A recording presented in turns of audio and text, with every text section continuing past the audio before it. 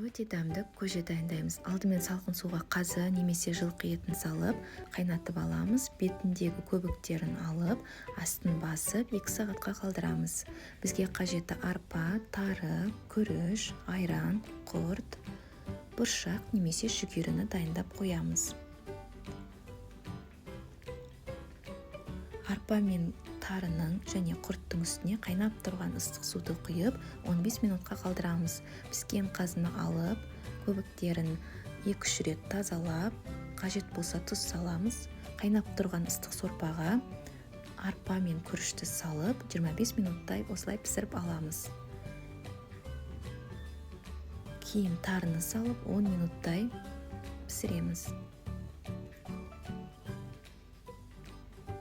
Астын өшіріп, горохты саламыз және жартылай суығаннан кейін барып, дәміне қарай құрт және айранды салып ұсынамыз.